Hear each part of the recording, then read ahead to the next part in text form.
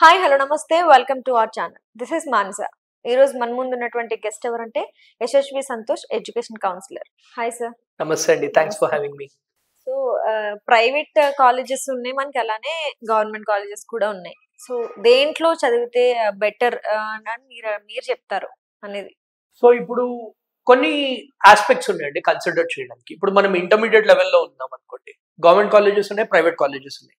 Government colleges కూడా బాగున్నాయి, చాలా మంది రెసిడెన్షియల్ ప్రోగ్రామ్స్ ఉన్నాయి. మన టిఎస్ఆర్జేసి గురుకులాలు కానీ, మన సోషల్ వెల్ఫేర్ కాలేజెస్ కానీ, ఫెసిలిటీస్ అన్నీ ఉన్నాయి. కానీ అక్కడ ప్రాబ్లం ఏంటంటే కోచింగ్ ఫర్ కాంపిటేటివ్ ఎగ్జామ్స్ అనేది ఇవ్వరు. సో ఎవరైతే రూరల్ డిస్ట్రిక్ట్స్ లో ఉన్నారో, ఎఫర్ట్ చేయలేరు ఈ ప్రైవేట్ కాలేజెస్, వాళ్ళు government colleges is still better. Private colleges ఈ ఇంటర్మీడియట్ కాలేజెస్ ఏమైపోయిందంటే ఈ మధ్య పెద్ద బిజినెస్ అయిపోయింది. సో ప్రైవేట్ కాలేజెస్ లో ఆ ఫెసిలిటీస్ అన్ని ఉండవు, కానీ అందరు లక్షల్లో ఛార్జ్ చేస్తున్నారు. సో పేరెంట్స్ కి ఏమైపోయిందంటే ఆ ప్రైవేట్ కాలేజెస్ కి వెళ్తేనే వాళ్ళ పిల్లలకి సీట్ వస్తుంది అనే మిస్కన్సెప్షన్ లో ఉంది. లక్ష అని ఎంత డబ్బులు ఎక్కువ కడితే అంత బాగా చదువు వస్తుంది అన్నట్టు ఆ థాట్ లో ఉంటున్నారు పేరెంట్స్ కూడా. ఎగ్జాక్ట్లీ. సో వాళ్ళు కన్సిడర్ చేయాల్సింది ఏంటంటే అసలు స్టూడెంట్ కి కావాల్సింది ఏంటి. ఇప్పుడు వాళ్ళ కోచింగ్ కావాలనుకోండి, నార్మల్ ఇంటర్మీడియట్ కాలేజెస్ కూడా ఉన్నాయి ప్రైవేట్ కాలేజెస్, వాళ్ళంతా ఛార్జ్ చేయరు, లక్షల్లో తీసుకోరు. అది చేసుకుంటూ వాళ్ళు కోచింగ్ తీసుకుంటే it will be better for them.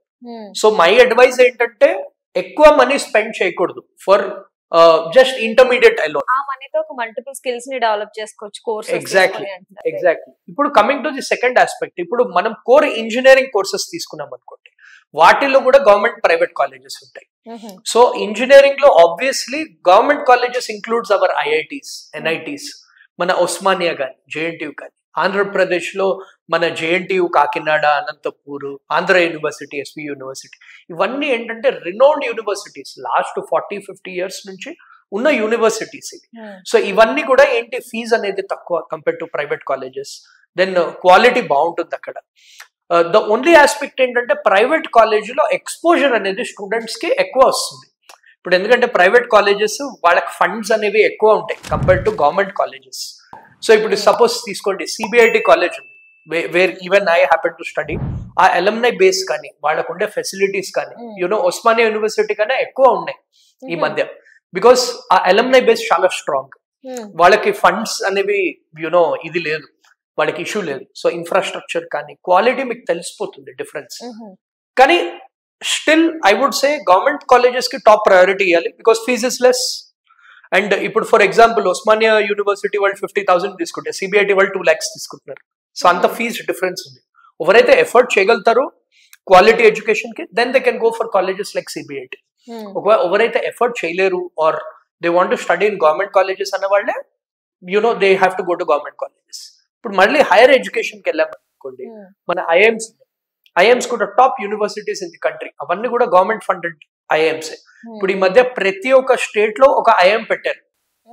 So opportunities అనేవి ఉన్నాయి. ఇదివరకు ఓన్లీ ఫ్యూ ఐఎమ్స్ ఉండేవి, బ్లాకీ అనేవారు అనమాట. బెంగళూరు, లక్నో, అహ్మదాబాద్, కాల్కటా, కోజికోడ్, ఇండోర్, ఇవి మెయిన్ ఉండేవి. ఇప్పుడు ఏంటంటే వేరే ఐఎమ్స్ కూడా వచ్చాయి, baby IIMs, new IIMs. So opportunities, so government colleges ఎక్కువ ఆపర్చునిటీస్ ఇస్తున్నాయి స్టూడెంట్స్ కి to study in those brands. So కొందరు అంటున్నారు దట్ బ్రాండ్ క్వాలిటీ అనేది తగ్గుతుంది అని, but at the same time I see it as an opportunity for students to get in to those colleges. Same is the case with NITs and IITs. ఇదివరకు కూడా కొన్ని NITs, కొన్ని IITs ఉండేవి, ఇప్పుడు అవి ఇంక్రీజ్ చేస్తున్నారు. సో డెఫినెట్లీ గవర్నమెంట్ కాలేజెస్ కి first preference ఇస్తే మంచిది.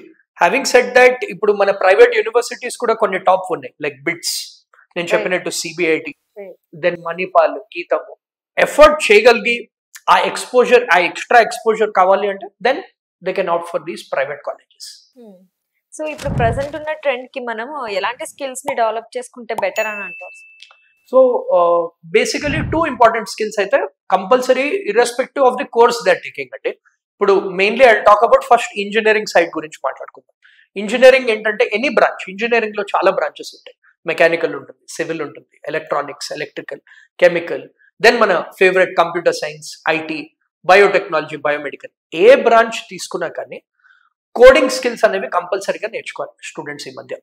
ఆ కోడింగ్ ఏంటంటే మన పైథాన్ కానీ, మన బేసిక్ కోడింగ్ అనేది skills is a mandatory requirement these days. ఎందుకంటే అన్ని డిజిటైజ్ అయిపోయి. ఇప్పుడు ఏంటంటే ఏఐ వాడడం కంపల్సరీగా తెలియాలి. How to use AI to make jobs better.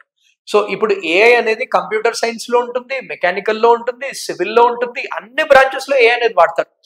So ఆ కోర్ బ్రాంచ్ చేసినా కానీ కంప్యూటర్ సైన్స్ రిలేటెడ్ కోర్సెస్ ఏవైతే ఉంటాయో లైక్ ఏఐ గురించి కానీ కోడింగ్ స్కిల్స్ కానీ అవి కంపల్సరీగా నేర్చుకోవాలి. అవి నేర్చుకుంటేనే they will be in a good position to excel in their jobs. Jobs అనేవి ఉన్నాయి, ఎంట్రీ లెవెల్ జాబ్స్ నుంచి హైయర్ లెవెల్ జాబ్స్. బట్ ఆ జాబ్స్ టాప్ లెవెల్కి వెళ్ళాలంటే ఈ స్కిల్స్ అనేవి డెవలప్ ముందర నుంచి చేసుకోవాలి. అది ఇంపార్టెంట్ అయిపోయింది ఈ మధ్య. Very nice information sir. Thank you so much. Thank you.